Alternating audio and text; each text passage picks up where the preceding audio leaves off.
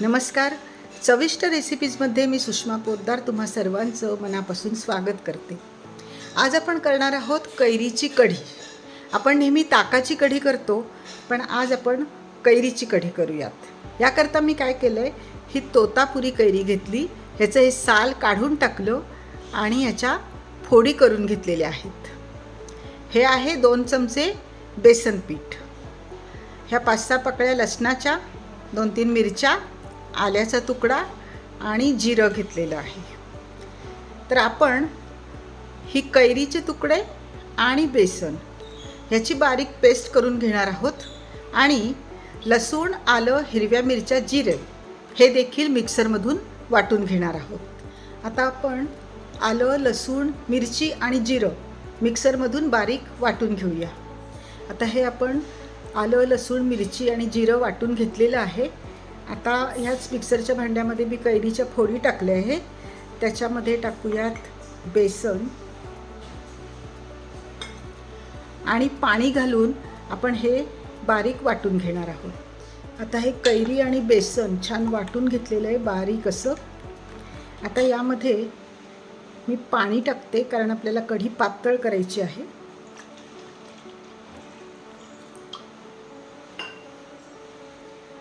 यामध्ये मी टाकते हळद,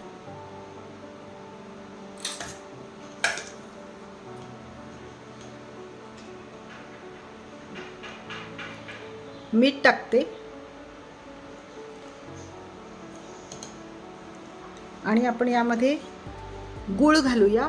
गूळ पावडर आहे. कैरी किती आंबट आहे यानुसार गुळाची पावडर टाका. मी ही गूळ पावडर टाकलेली आहे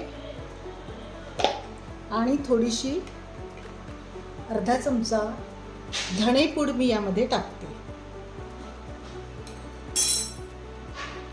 आणि आता हे मिश्रण आपण उकळवून घेणार आहोत. आणि फोडणीसाठी आपल्याला लागणार आहे तेल. हे आपण वाटण करून घेतलेलं आलं, लसूण, जिरं आणि मिरचीचं, हे आहे जिरं, मोहरी, ओवा घेतलाय, कसुरी मेथी, कढीपत्ता आहे आणि हा हिंग घेतलेला आहे. कसुरी मेथीच्या ऐवजी तुम्ही मेथी दाणे देखील याकरता वापरू शकता. तर आता आधी आपण हे मिश्रण उकळवून घेऊया. आता हे कढीचं मिश्रण आपण छान उकळून घेणार आहोत.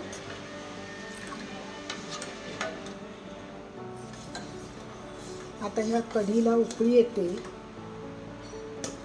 मी चव घेऊन बघितली होती, तर गुळाचं प्रमाण मला थोडंसं कमी वाटलं, म्हणून मी यामध्ये थोडासा गूळ टाकते.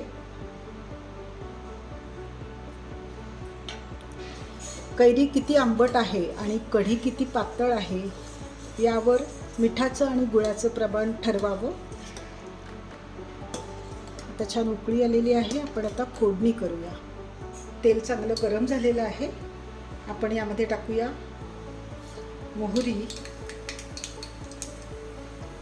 जिरं, ओवा,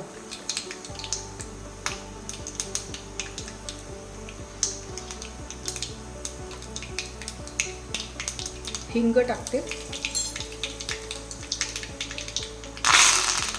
कढीपत्ता टाकला,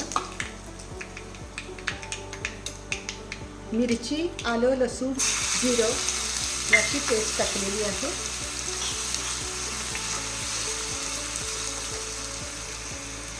कसुरी मेथी टाकते.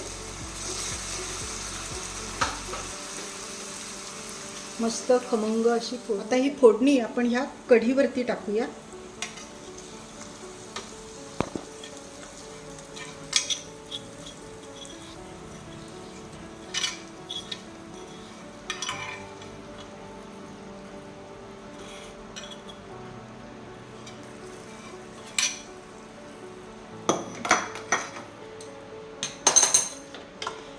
आणि पुन्हा कढीला छान उकळी आणूया.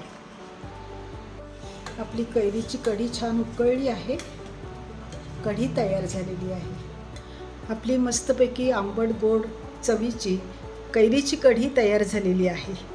त्यावर आता थोडी कोथिंबीर टाकूया. ही कढी तुम्ही भाताबरोबर, मसाले भाताबरोबर किंवा खिचडीसोबत खाऊ शकता. तेव्हा ही रेसिपी नक्की करून पहा, कशी होते ते सांगा. आणि चॅनेलवरती नवीन असाल तर सबस्क्राईब करायला विसरू नका. धन्यवाद.